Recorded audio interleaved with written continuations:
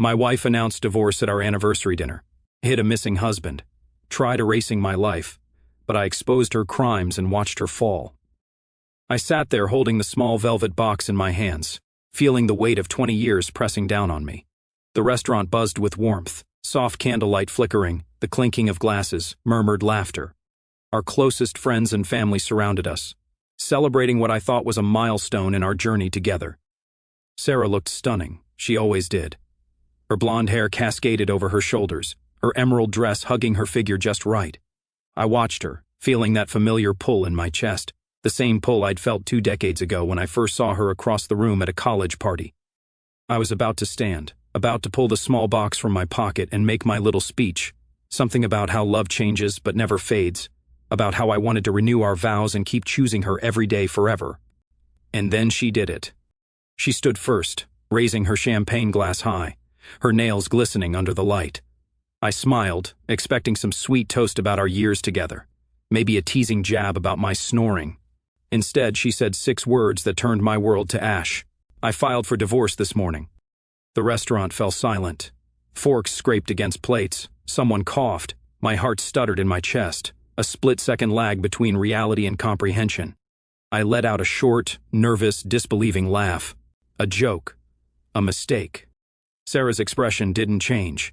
Her lips curled into a polite, practiced smile, her emerald eyes scanning the room, but she wasn't looking at me. She was making an announcement.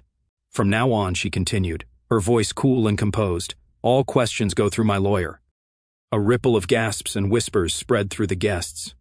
My fingers clenched around the box, my knuckles whitening. My body felt like it had been dunked in ice water. Every nerve went numb at once. This wasn't happening. Sarah. My voice came out hoarse, unsteady. What the hell are you talking about? She turned her gaze to me then, calm, detached, as if I were a stranger. You heard me, she said softly, and then she took a slow sip of champagne. The words hung in the air, thick and suffocating. A wave of humiliation crawled up my spine as I felt dozens of eyes on me. Our anniversary, our 20 goddamn years together. And she had turned it into this, a public execution, a spectacle. I could feel the stares, the whispered questions. Some guests looked uncomfortable, their hands gripping their drinks tighter. Others leaned in, hungry for more, eyes gleaming with the kind of sick curiosity that feeds on destruction. My best friend Matt shifted beside me, his jaw tight. He was watching me, waiting for me to react, waiting for me to explode. But I couldn't move, couldn't breathe. The velvet box in my hands suddenly felt stupid, small, pathetic. I had been about to propose renewing our vows, and she had already signed divorce papers. My throat tightened. This wasn't impulsive. This wasn't a mistake. She had planned this. I looked at her again, really looked at her, and something in my stomach twisted. She wasn't nervous. She wasn't emotional. She was in control. This wasn't just about leaving me. This was about crushing me. I swallowed hard, my voice coming out in a whisper. Why? She smiled then, just the barest flicker of amusement. You'll find out soon enough. And then she turned her back on me, raised her glass higher, and toasted to new beginnings. The guests hesitated. Some lifted their glasses, uncertain, awkward. Others didn't move at all. I just sat there, my world burning around me, the weight of 2 decades collapsing into a single brutal moment. Sarah took a sip, set her glass down, and walked away. I didn't follow her. I couldn't. The morning after my public execution, I woke up in an unfamiliar kind of silence. A heavy, suffocating quiet, the kind that settles after an explosion when the dust hasn't quite cleared, but the damage is already done. For a second, just a second, I forgot. My body moved on autopilot, reaching across the bed toward her side, expecting warmth. But all I found was cold, empty sheets. Then it hit me. Last night wasn't a dream. I sat up, heart pounding, stomach churning, my brain trying to make sense of the wreckage. My wife, no, Sarah, had stood up in front of everyone and detonated our marriage like it was a goddamn confetti cannon at a surprise party. And then she walked away. I grabbed my phone off the nightstand and called her, straight to voicemail. I tried again, same thing. By the 4th call, the automated message changed. The number you are trying to reach has been disconnected or is no longer in service. Disconnected. Less than 12 hours after the announcement, she had cut off all communication. My blood ran cold. I threw the covers off and got up, pacing the room. Maybe she blocked me. Maybe she was just being dramatic. I went downstairs, expecting to find some kind of note, an explanation. Anything. Nothing. The kitchen looked untouched, the fridge was still stocked, her coffee mug from yesterday was still in the sink. If not for the empty side of the closet upstairs, you wouldn't even know she was gone. I needed answers. The bank, of course. I threw on clothes and drove straight there, barely able to keep my hand steady on the wheel. I kept telling myself it wasn't what it looked like. Maybe she just needed space. Maybe this was some kind of twisted mind game, some legal maneuvering. I was so wrong. The teller barely made eye contact as she typed in my account number. Then she frowned, typed again, checked something on the screen. A bad feeling crawled up my spine. Sir, she said, glancing up at me. There's nothing in this account. I blinked. What? She turned the monitor slightly, pointing at the balance, 0. I let out a stunned laugh. No, that's not right. I had savings in there. Retirement funds. My paycheck comes in bi-weekly. Check again. She pursed her lips, clicked a few more times, then said, the withdrawals were made yesterday. Transferred out. Completely cleared. A roaring filled my ears. Yesterday, the same day she pulled her little stunt. I gripped the edge of the counter. Where were they transferred to? I'm afraid I can't disclose that. I could barely breathe. Sarah took it. She took everything. The bank account wasn't just empty, it was wiped. No warnings, no alerts, no notifications. She must have done this weeks ago, slowly draining funds, making sure I wouldn't notice. Panic turned to rage. I stepped away from the counter, pulling out my phone to check the house deed. I knew the mortgage was in both our names. I knew we signed the paperwork together. Didn't we? I opened the documents and started scrolling. And then I saw it. The name on the deed, Sarah Reynolds only. Sarah Reynolds. The house wasn't mine. Not legally. Not anymore. Somewhere between our refinancing and simplifying paperwork, she had shifted the ownership entirely into her name. I stumbled back, gripping the phone so tightly my fingers ached. She planned this. Every damn step. This wasn't an emotional decision. This wasn't a midlife crisis. This was calculated. My stomach churned, nausea clawing up my throat. 20 years of trust, of thinking I knew the woman I built a life with, and she had spent God knows how long erasing me. I looked around the bank at the people going about their day, clueless to the fact that my entire existence had just been wiped clean like a stain on a tablecloth. Sarah wasn't just leaving me, she was erasing me, and I had no idea why, but I was damn sure going to find out. I drove straight to her law firm, my pulse pounding so hard I could feel it in my teeth. The rage had settled now, replaced by something colder, something sharper. She planned this. She gutted our finances, cut off all communication, and legally erased my claim to the house. But she wasn't acting alone. No, this level of precision took guidance. Someone had helped her, her lawyer, and I was about to meet the bastard face to face. The building was sleek, modern, glass doors, polished stone floors, the kind of place that smelled like expensive cologne and quiet corruption. A receptionist sat behind a marble desk, tapping away at her keyboard. When I approached, she barely glanced up. "Do you have an appointment?" "I need to see my wife's lawyer," I said, voice steady now. She sighed, like I was a mild inconvenience, and flipped open a scheduling book. "And your name?" "Jack Reynolds." Her fingers froze on the keyboard. She looked up at me then, really looked. Something flickered across her face, something unnatural. Not just surprise, not just confusion, fear. I felt it before she even spoke, a shift in the air, like the temperature in the room had dropped. She swallowed, her throat bobbing slightly, then without another word reached for the phone. "He's here," she whispered into the receiver. Silence. Then a pause. Then a slow exhale from whoever was on the other end. "Tell him to wait in the conference room," the voice said. I could barely make it out, but there was something in the tone that sent a chill down my spine. The receptionist hesitated, her eyes darting to mine, uncertainty flickering behind them. Then she nodded. "Understood." She hung up, then gave me a tight, nervous smile, like she was forcing it, like she was trying to pretend she hadn't just made the weirdest phone call of her life. "The senior partner will see you shortly," she said. "Please follow me." The way she hesitated on that last part told me everything. I wasn't just some jilted husband coming in to demand answers. I wasn't just another case file. They knew who I was. And that terrified them. She led me down a hallway, my footsteps echoing against the marble floor. Every instinct in my body was screaming that something was wrong, but I had no choice but to walk into it. She opened the door to a conference room. Huge, expensive, designed to intimidate, a massive glass table, leather chairs, a skyline view. And then she left, shutting the door behind me. I stood there, fists clenched, waiting. I wasn't waiting long. The door swung open again and a man walked in. Not just any man, the senior partner. And the moment he saw me, his face turned white as a sheet. The door swung open with force, like someone had shoved it rather than gently pushing it aside.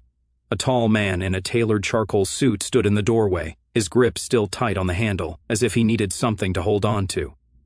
Silver-streaked hair, sharp features, the kind of presence that normally commanded a room. But right now, he looked like he'd seen a ghost. His eyes locked onto me, and in that instant his entire demeanor shifted.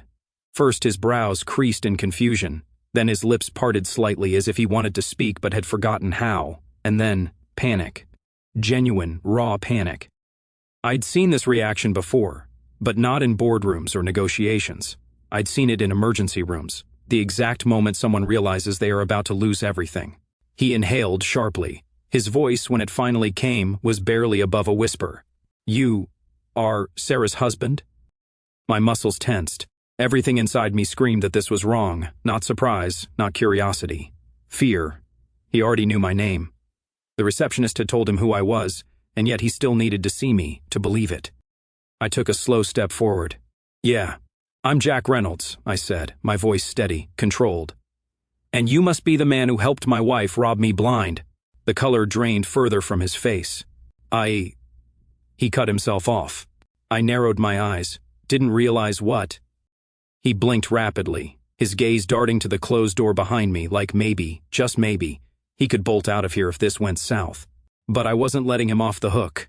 "You helped my wife move everything out from under me," I continued. "You think I wouldn't show up?" He inhaled sharply, running a hand through his hair. His suit was perfectly tailored, his shoes polished, but in that moment he looked disheveled, like he'd just been yanked out of a nightmare and hadn't figured out how to wake up. "I can't." He stopped again, exhaling. "Listen, Mr. Reynolds, maybe we can settle this another way." I stiffened. "Another way?" My fists clenched at my sides. "Oh, don't worry," I said, my voice low. "I came here ready to fight. I'm not walking away empty-handed." But his reaction wasn't what I expected. He let out a short, nervous laugh. Not the kind that says I've got this under control, but the kind that happens when someone knows they've screwed up and can't see a way out. Then he did something that sent ice through my veins. He took a step back, not out of anger, not out of defiance, out of fear. "What the hell are you so afraid of?" I asked, my voice dropping. He swallowed hard, gripping the edge of the chair across from me. "You need to leave," he said quietly. I froze. "What?" His hands trembled slightly as he straightened his tie. He forced himself to meet my gaze. "Mr. Reynolds, you don't understand what you've walked into." A slow chill crawled up my spine. I kept my voice steady. "Then explain it to me." He shook his head. "I can't." I felt something shift inside me. I came here for a fight, but now I had the distinct feeling I'd just walked into something much, much bigger than a divorce.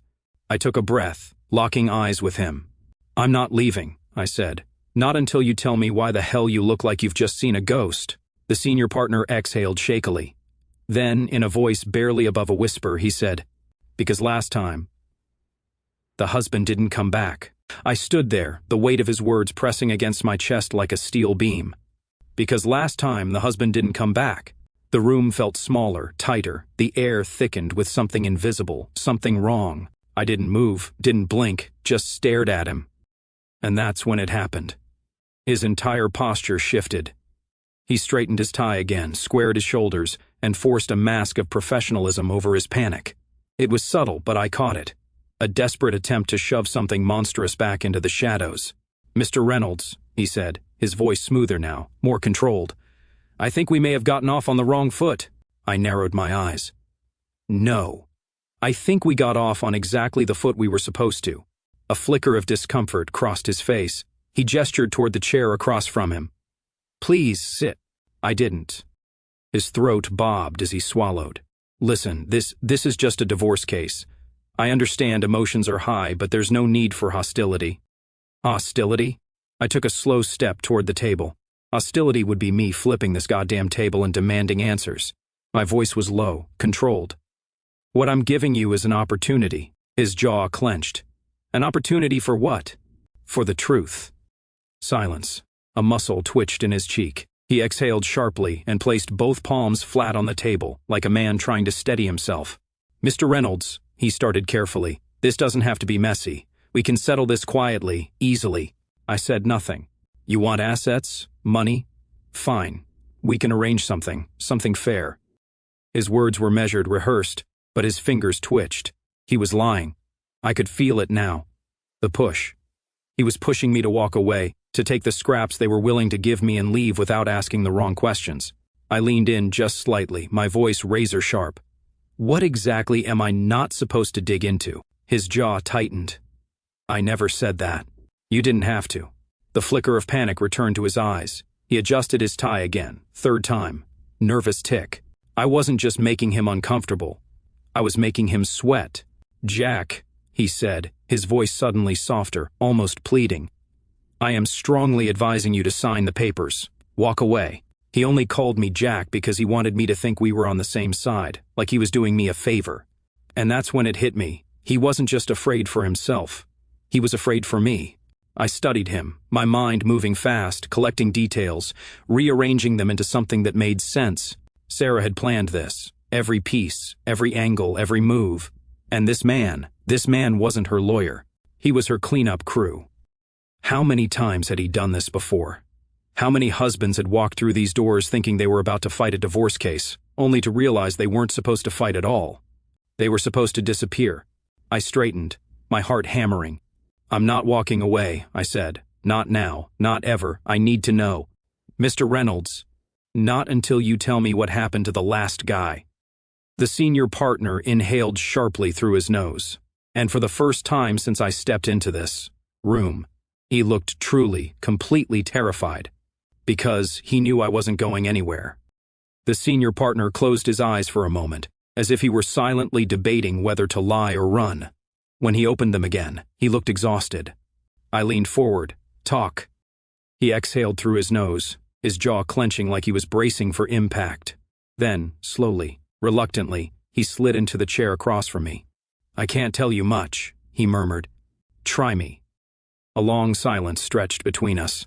Then, with visible hesitation, he reached into the drawer and pulled out a file, thick, worn, too old to have anything to do with my case.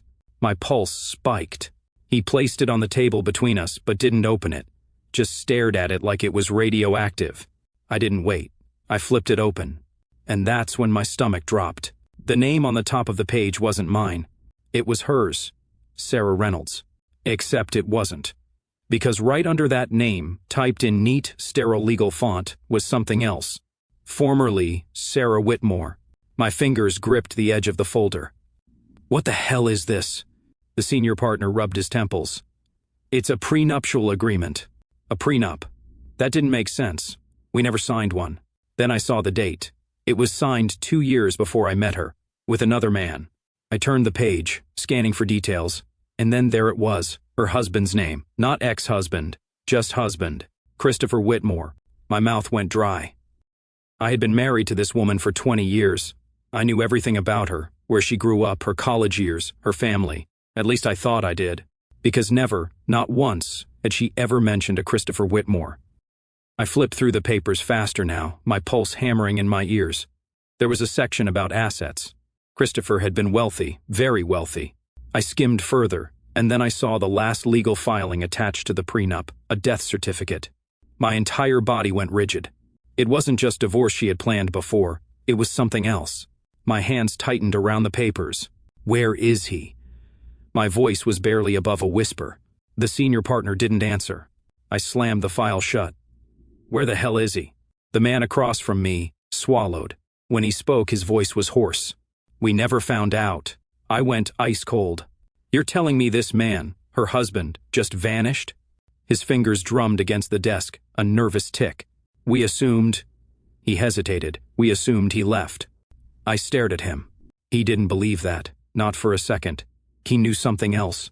I shoved the file back toward him. How long before she married me? He exhaled. A year. A year. A single year. She had been someone else's wife, then she was a widow, and then 12 months later she was my wife. I had been married to her for 20 years. But I had been a target for 21. A slow, creeping horror spread through my chest. This wasn't a messy divorce. It wasn't about money. This was a pattern. And if her first husband disappeared, what the hell had she planned for me? I left the law firm feeling like my insides had been scraped out with a dull knife. The file, the name change, the missing husband, the way the senior partner had looked at me like I was already a dead man walking. I got into my car, gripping the wheel so hard my knuckles turned white. Sarah had been married before. That wasn't the part that terrified me. The part that terrified me was that her last husband vanished. And now she was making damn sure I disappeared too, legally, financially, maybe worse. I had to find him. I didn't know if Christopher Whitmore was dead, missing, or buried 6 feet under a new identity. But I knew one thing: if I didn't get ahead of this, I might end up like him. I spent the next few days drowning in paperwork, phone calls, and dead ends. I hired a lawyer, not one of Sarah's slick corporate types, but a bulldog.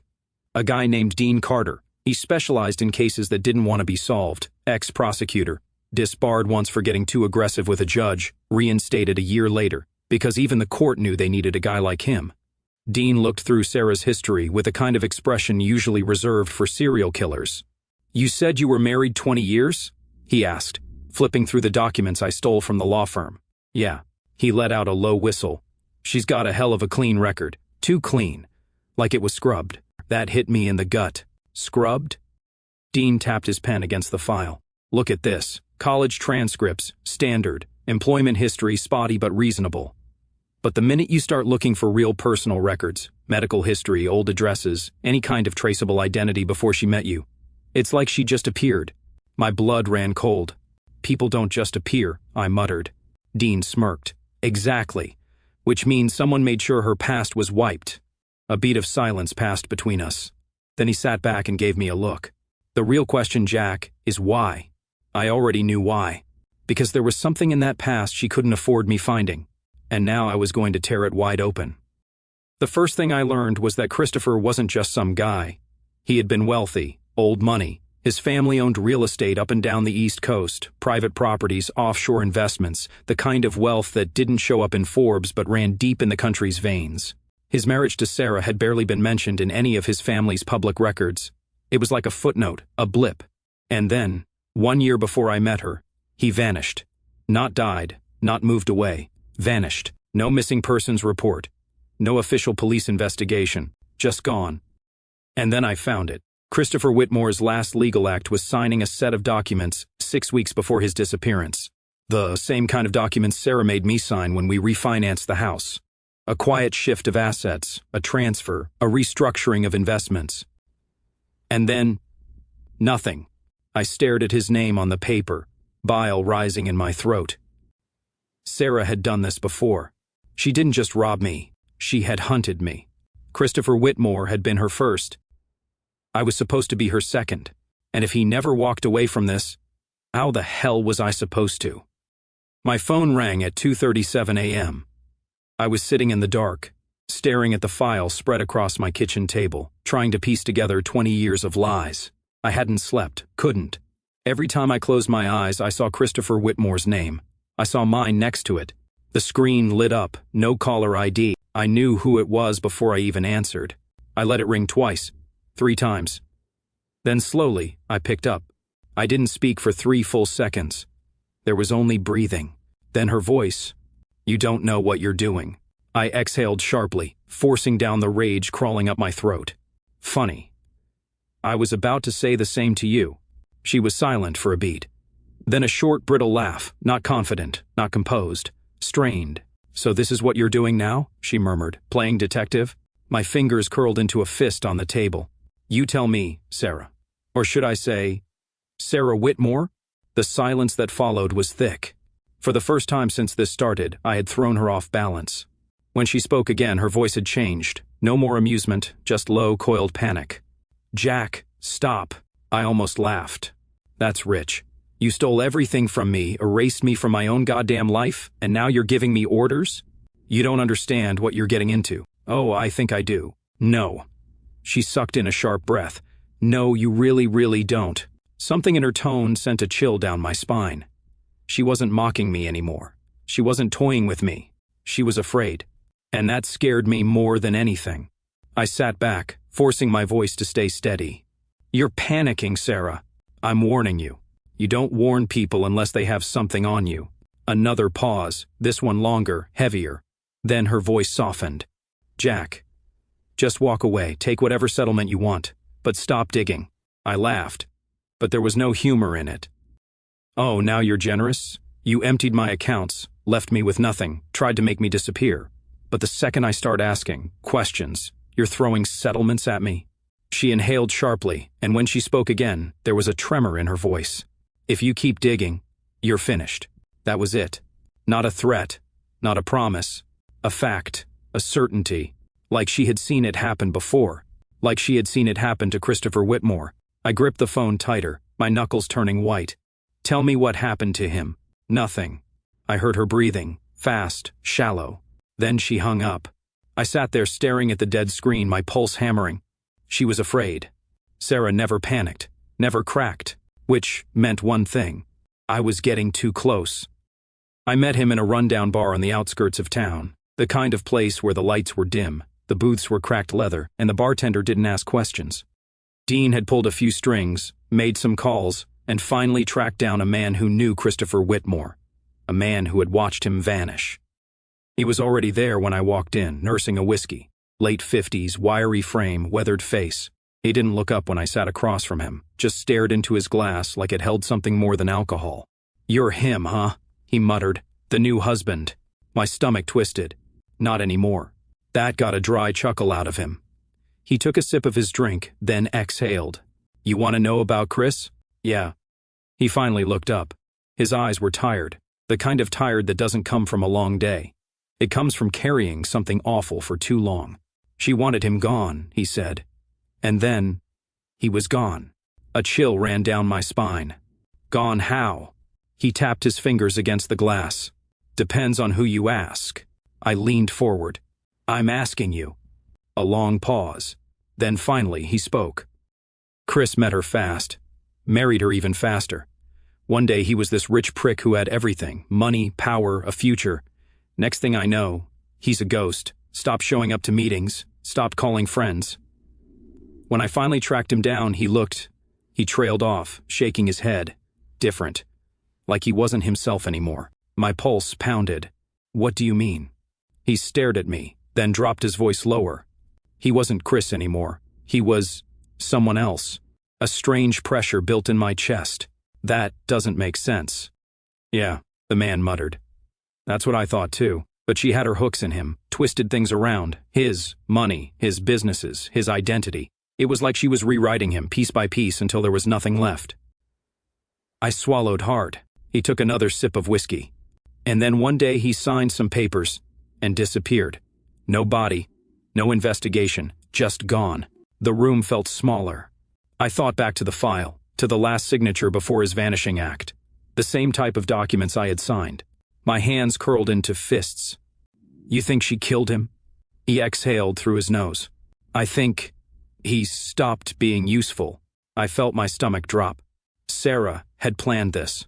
She had chosen Christopher for a reason, and when she was done with him, when he wasn't convenient anymore, she had erased him. And then, a year later, she had found me. The man slid something across the table, a key card. I frowned. What's this?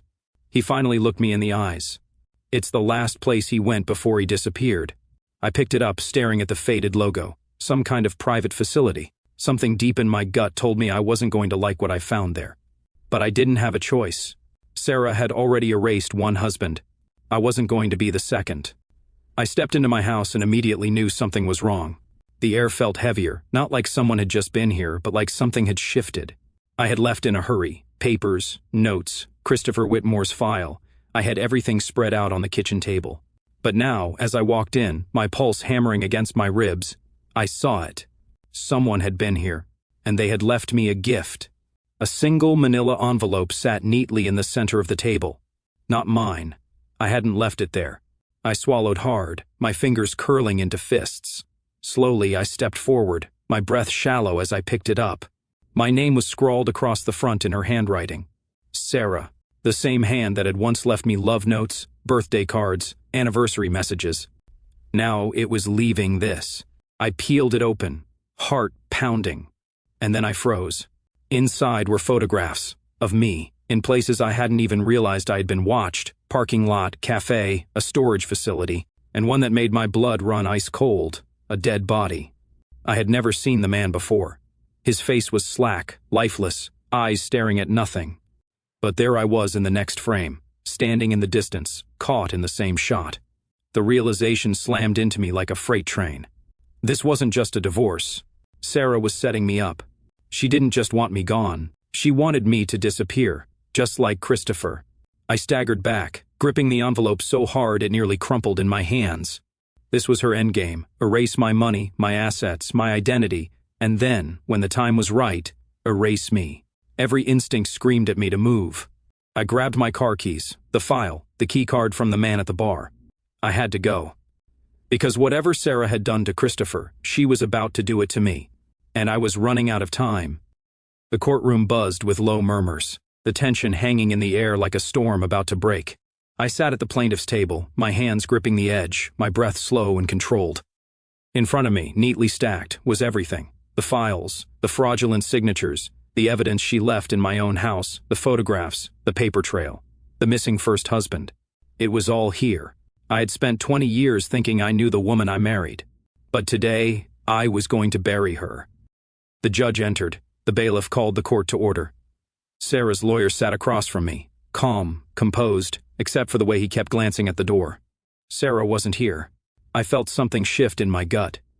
She was supposed to be here. The woman who had orchestrated every move, manipulated every legal loophole, erased me from my own goddamn life. She wouldn't just miss this. I glanced at my lawyer, Dean, who gave me a barely perceptible nod. He was thinking the same thing. Something was off. Then the doors at the back of the courtroom burst open. A man in a dark suit hurried in, went straight to Sarah's lawyer, and leaned down. A whispered exchange. A stiffening of shoulders. Then, panic. The lawyer stood abruptly. "Your Honor, my client..." He hesitated, licking his lips. "My client will not be attending today's proceedings." The murmurs in the courtroom swelled. Dean leaned toward me, voice low. "We got her." I kept my expression blank, but inside my pulse pounded. The judge raised an eyebrow. "And why is that?" The lawyer hesitated again, then finally gave up. "She has been detained." Silence. Then across the room, the doors opened again. This time, it was the police. 2 officers strode in, their expressions grim, and handed a file to the judge. He flipped through the pages, his face darkening with every turn. Finally, he looked up. "What is this?" One officer cleared his throat. "A warrant for the arrest of Sarah Reynolds." He shot me a glance. Or Sarah Whitmore. A sharp collective inhale rippled through the courtroom. The judge's gaze snapped back to the lawyer. "Would you care to explain?" Sarah's lawyer was sweating now, his carefully crafted facade cracked wide open. "Your Honor, I was unaware of this development." "Unaware," the judge repeated, voice cold. The officer stepped forward. "We have reason to believe Mrs. Reynolds attempted to flee the country early this morning." I exhaled sharply. Of course she did. She had set me up, orchestrated my downfall. And the second she realized I wouldn't go quietly, she ran. But she didn't make it. I let that sink in. The predator had finally found herself trapped. The officer continued. "Upon searching her residence, we uncovered multiple falsified documents, offshore accounts, and..." He hesitated, then looked directly at me. "Evidence linked to the disappearance of Christopher Whitmore." The room erupted, gasps, murmurs. The judge banged his gavel for silence, but I barely heard any of it. Christopher Whitmore. They found something. I clenched my jaw, every muscle in my body tense. For years Sarah had buried the truth, had erased her past, had gotten away with everything. Not anymore. Dean smirked beside me. "Looks like your wife's going to have a hard time lawyering her way out of this one." I exhaled, finally. As the judge turned back to me, "Mr. Reynolds, Given these developments, I believe we have ample cause to proceed in your favor. I nodded, forcing down the lump in my throat. It was over. Sarah was done. The last time I saw her was in handcuffs. They brought her into a side courtroom for the formal charges. Her once perfectly tailored clothes were wrinkled, her hair pulled back hastily, her wrists bound in steel. And then she looked up. Her eyes met mine. For the first time since this nightmare began, she wasn't in control. She wasn't calculating, wasn't manipulative. She was just caught. I saw it clear as day, the moment she realized she had lost, that I had survived, and that, for the first time in her life, she wouldn't be walking away.